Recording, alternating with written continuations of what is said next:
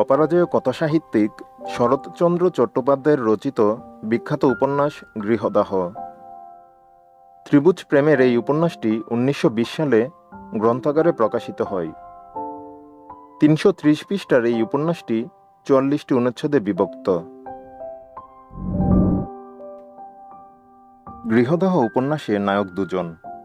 একজন হলেন কলকাতা শহরের পিতৃমাতৃহীন ধনীপুত্র সুরেশ, আর অপরজন হলেন গ্রাম থেকে আগত গরিব ঘরের মহিম। সুরেশ ও মহিম দুজন পরম বন্ধু। তারা একসাথে এফএ পাশ করেছিল। পরে সুরেশ ডাক্তার হন আর মহিম উকিল।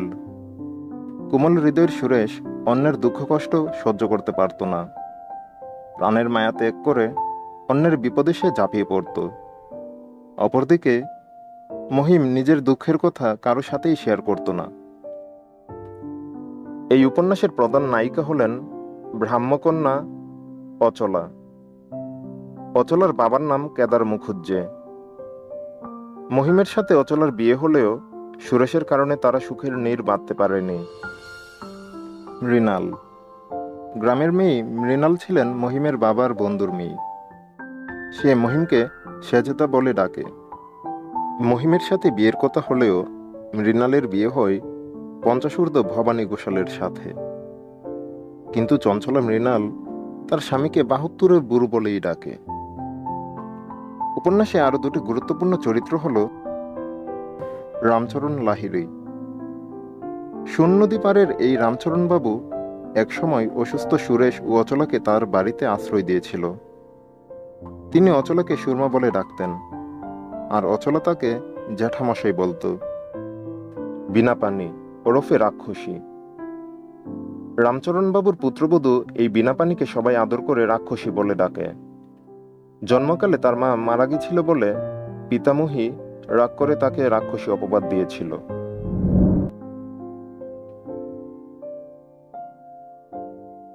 মহিম ও সুরেশ পরম বন্ধু। দুজন একসাথেই এফএ পাশ করেছে। ধনীপুত্র সুরেশ এবার মেডিকেল কলেজে ভর্তি হলেও অর্থাভাবে মহিম পরে রইল সিটি কলেজেই। যদিও মেধাবী মহিমকে মেডিকেলে ভর্তির জন্যে যার পরনাই অনুরোধ করেছিল সুরেশ, এমনকি অর্থের ব্যবস্থাও করতে চেয়েছিল, কিন্তু মহিম রাজি হল না। মহিমের স্বভাব বরাবরই এমন, নিজে শত কষ্ট করবে কিন্তু বন্ধুর কাছ থেকে কোনরূপ সাহায্য নেবে না। আজ 5 বছর পরে সুরেশ ডাক্তার হয়েছে আর মহিম উকিল। দিন কয়েক পরে সুরেশ জানতে পারল তার বন্ধু মহিম অচলা নামের এক ব্রাহ্ম মেয়ের প্রেমে পড়েছে, তাকে বিয়ে করতে চাই। কট্টর হিন্দুত্ববাদী সুরেশ ব্রাহ্মদের দু চোখে দেখতে পারে না, যদিও সে নাস্তিক ছিল। এখানে একটু খেয়াল রাখতে হবে, ব্রাহ্ম এবং ব্রাহ্মণ দুটি আলাদা জাত। এ বিষয়ে ডেসক্রিপশন বক্সে তথ্য দেওয়া আছে। সুরেশ যে কোনো মূল্যে তার বন্ধুকে ব্রাহ্মকন্যার হাত হতে রক্ষা করতে চায়। তাই দিন কয়েক পরে সুরেশ মহিম ও অচলার বিয়ে ভাঙার জন্য অচলাদের পটলডাঙ্গার বাসায় আসে। সুরেশ নিজের পরিচয় দিয়ে অচলার বাবা কেদারবাবুকে বলল, শুনলাম আপনার মেয়ের সাথে নাকি মহিমের বিয়ে ঠিক করেছেন, কিন্তু মহিম তো আপনাদের ব্রাহ্ম সমাজভুক্ত নয়। তাছাড়া মহিমের গ্রামে একটি ভাঙা মেটে বাড়ি ছাড়া তো আর কিছুই নেই। তার উপর স্ত্রী সন্তান পালনের আর্থিক সঙ্গতিও তো তার নেই। তো এসব বিষয় ভেবে দেখেছেন কি? এসব কথা শুনে কেদারবাবু বলল, মহিম তো আমাকে এসব বিষয়ে কিছুই বলেনি। তাহলে মহিম কি আমাদের মিথ্যা বলে ঠকাতে চেয়েছে? ঠিক তখনই কেদারবাবুর 17-18 বছরের মেয়ে অচলা ঘরে ঢুকল। আর অচলাকে প্রথমবার দেখেই মুগ্ধ হয়ে যায় সুরেশ। এবার সুরেশ মহিমকে ব্রাহ্মকন্যার হাত হতে রক্ষা করতে নয়, বরং নিজের করে নিতে ফন্দি শুরু করে। তাই সুরেশ অচলার কাছেও মহিমের দারিদ্রতার কথা বলল। সব কথা শুনে অচলা বলল, আমি সবই জানি, মহিম আমার কাছে সবই বলেছে। তখন সুরেশ কেদারবাবুকে বাঘে আনার চেষ্টা করে। এদিকে ধনীপুত্রকে দেখে কেদারবাবুর মতো পাল্টে যায়। সুরেশ কেদারবাবুর 4,000 টাকার ঋণ পরিশোধ করে দেয়। মাঝে মধ্যেই সে অচলাদের বাড়িতে আসে। অচলাও কেদারবাবুকে নিয়ে মাঝে মধ্যে সিনেমায়ও যায়। কেদারবাবুর ইচ্ছা সুরেশই হবেন তার মেয়ের জামাই, কিন্তু অচলা এতে অসম্মতি জানায়। তখন সুরেশ অচলাকে তার বাবার ঋণের কথা স্মরণ করালে অচলা চিন্তায় পড়ে যায়। জীবনের এক কঠিন বাস্তবতায় আজ দুই বাল্যবন্ধু পাশাপাশি দাঁড়িয়েছে। তাদের মধ্য হতে যে কোনো একজনকে আজ বিদায় জানাতে হবে, কিন্তু কাকে বিদায় জানাবে অচলা? একদিন অচলাদের বাড়িতে গিয়ে সুরেশকে দেখে মহিম বিস্মিত হয়। যে সুরেশ ব্রাহ্মদের দু চোখে দেখতে পারত না, অথচ এমন ঘনিষ্ঠ পরিচয় কিভাবে সম্ভব? তখন মহিম সুরেশকে জিজ্ঞেস করল, ব্যাপার কি সুরেশ, তুমি এখানে? একথা শুনে অচলা বলে উঠল, উনি বাবার 4,000 টাকা দেনা শোধ করে দিয়েছেন। প্রতি উত্তরে সুরেশ বলল, ভদ্রলোক বিপদে পড়ে সাহায্য চেয়েছিল, আর আমি দিয়েছি, বেশ এই পর্যন্ত। মহিম তখন বলল, একটা ব্রাহ্ম পরিবারের বিপদে 4,000 টাকা দেবার মতো এতখানি উদারতা এলোই বা কোথা থেকে? একথা শুনে উদ্যত কণ্ঠে সুরেশ বলল, আমার এখন গল্প করার সময় নেই, আমাকে এখনই উঠতে হবে। একথা বলে সুরেশ চলে গেল। পরে অচলা মহিমকে ডেকে নিয়ে নিজের হাত হতে আংটি খুলে মহিমের হাতে পরিয়ে দিয়ে বলল, তোমার কসাই বন্ধুর হাত হতে আমাকে উদ্ধার করো। মহিম চুপ করে রইল। সুরেশদের বন্ধু নিশীথ প্লেগ রোগে আক্রান্ত। তখন সুরেশ মহিমকে নিয়ে নিশীথকে দেখতে যেতে চাইল, কিন্তু অচলা মহিমকে যেতে মানা করে। অচলার মতে সুরেশ ডাক্তার, তাই প্লেগ আক্রান্ত বন্ধুকে বাঁচাতে তারই আগে যাওয়া উচিত। কিন্তু মহিম তো উকিল, সে ওখানে গিয়ে করবেটা কি? মহিমের প্রতি অচলার এমন আবেগ দেখে সুরেশ ক্ষুব্ধ হয়ে কেদারবাবুকে বলেন, আমি কি আপনাদের প্রথম শিকার, নাকি আগেও এমন করেছেন? আপনারা মেয়ে বাপ মিলে যে নাটকটা শুরু করেছেন তা অনেক হয়েছে, আপনাকে একদিন জেলে যেতে হবে কেদারবাবু। কেদারবাবুকে এমন অপমান করে অচলাদের বাড়ি ত্যাগ করে সুরেশ।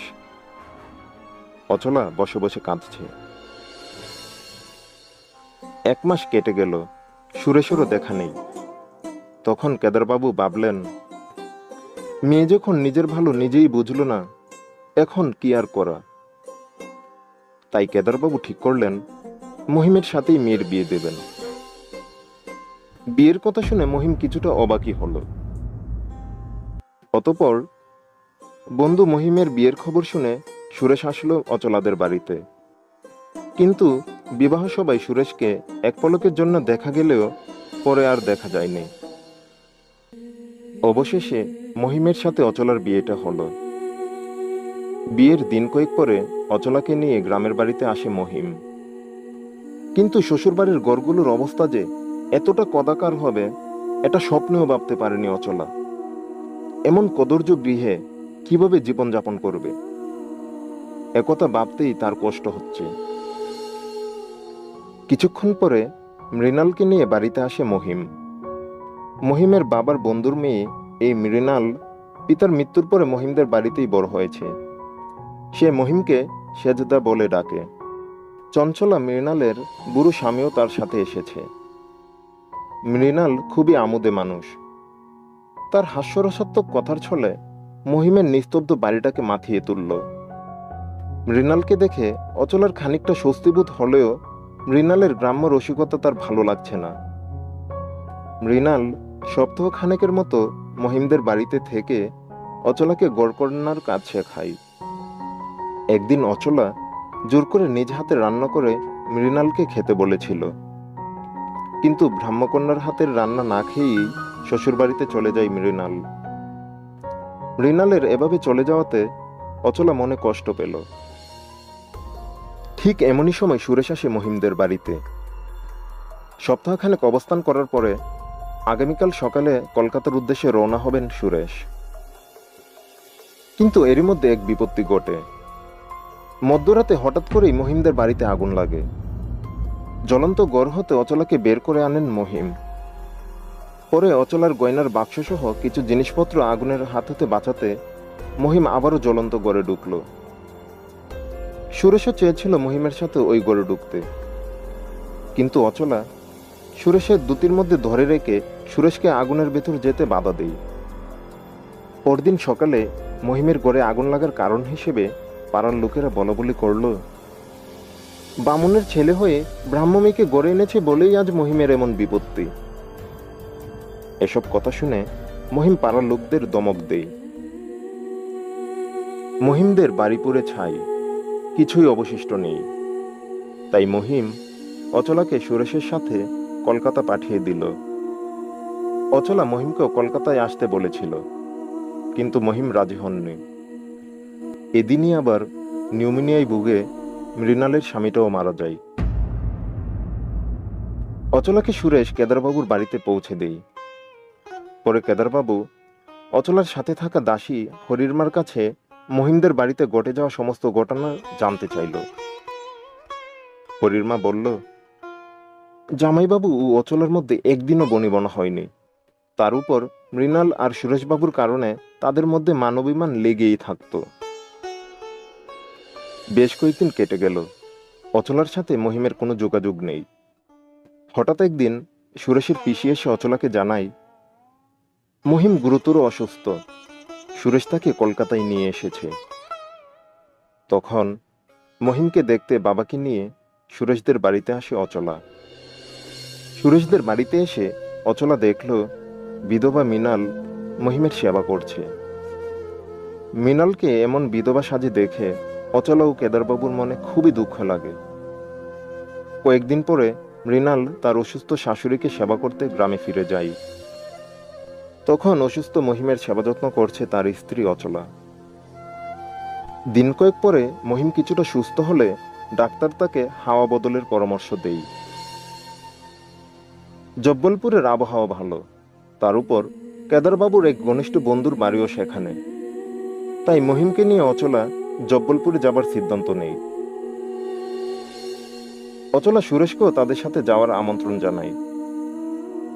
সুরেশ প্রথমে রাজি না হলেও যাত্রার দিন সকালে স্টেশনে গিয়ে হাজির হন।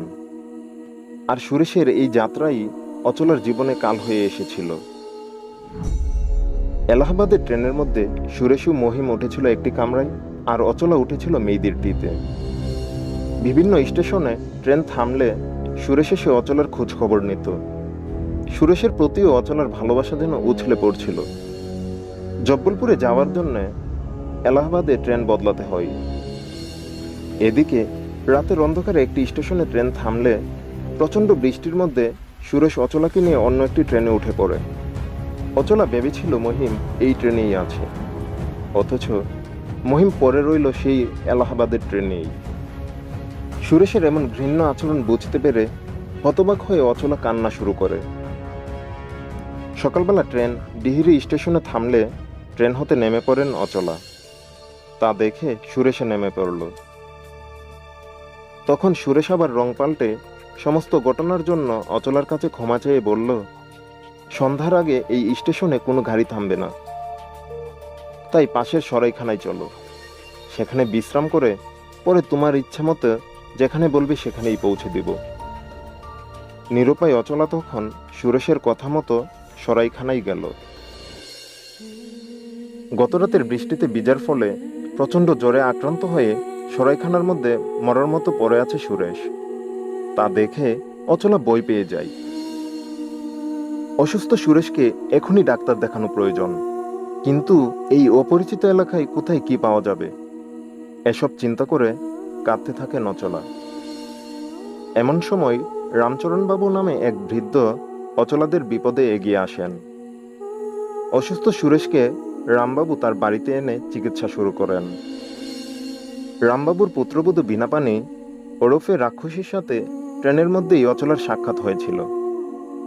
ভাগ্যের ফেরে তাদের আবার দেখা হলো। যদিও অচলা তার নাম গোপন করে সুরমা বলেছে, তাই বীণাপানি অচলাকে সুরমা দিদি বলে ডাকত। বীণাপানি ভেবেছিল সুরেশ ও অচলা তারা স্বামী স্ত্রী, বোধহয় শ্বশুর শাশুড়ির সাথে রাগ করে বাড়ি ছেড়ে চলে এসেছে। এদিকে সপ্তাহখানেক পরে জব্বলপুর থেকে কেদারবাবুর বন্ধু চিঠিতে জানায় অচলা ও মহিম কেউই জব্বলপুরে আসেনি। একথা শুনে কেদারবাবু খুবই চিন্তায় পড়ে যান। ঠিক তখনই অচলাকে উদ্দেশ্য করে লেখা মৃণালের একটি চিঠি আসে কেদারবাবুর হাতে। চিঠিটা পড়ে কেদারবাবু বুঝতে পারল মহিম তার গ্রামে ফিরে গেছে, কিন্তু সুরেশ ও অচলার খবর নেই। তিনি মনে মনে অচলার প্রতি ক্ষুব্ধ হলেন। মাসখানেক পরে অসুস্থ হয়ে কেদারবাবু কলকাতা ছেড়ে গ্রামে মৃণালের কাছে চলে আসেন। মৃণালও কেদারবাবুকে পিতার মতোই সেবা যত্ন করছে। নিজের মেয়ের এমন অপকর্মে লজ্জিত কেদারবাবু প্রতিজ্ঞা করেন অচলাকে তিনি কখনোই ক্ষমা করবেন না। পরে মৃণালের কথায় তার মন গলে যায়।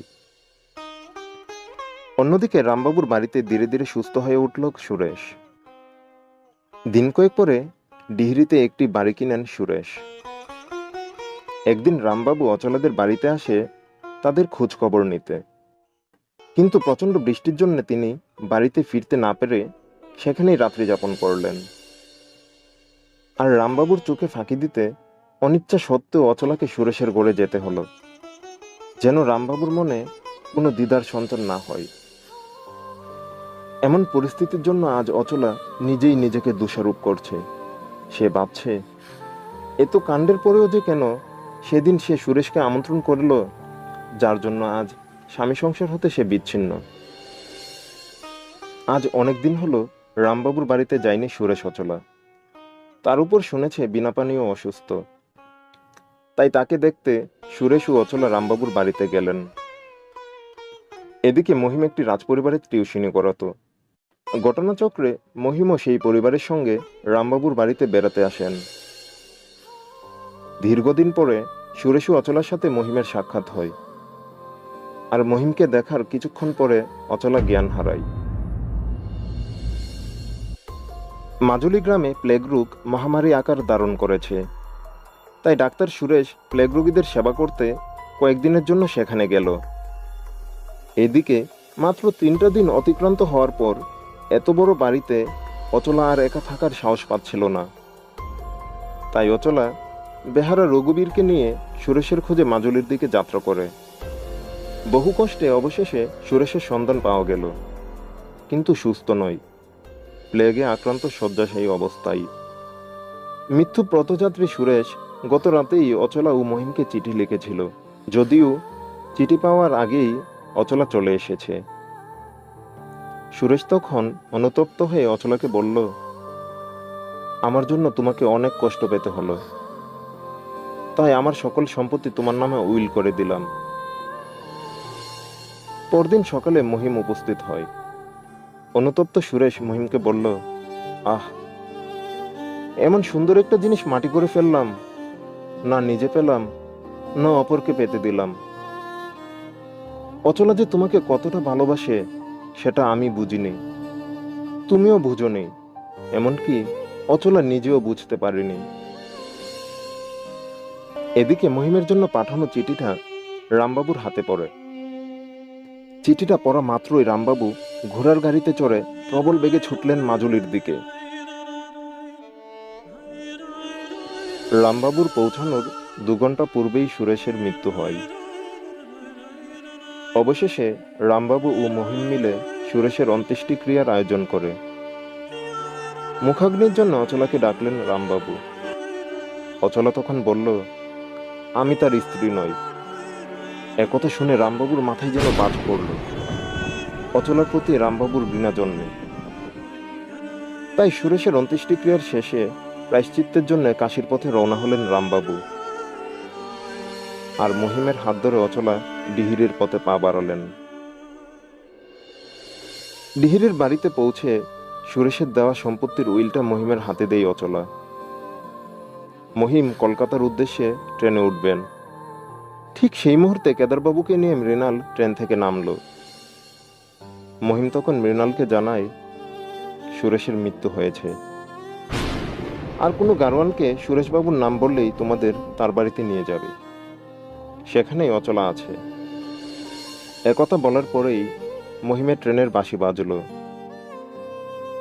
কেদারবাবুর হাত ধরে মৃণাল অচলাদের বাড়ির দিকে চলল। এখানেই উপন্যাসটির সমাপ্ত হয়।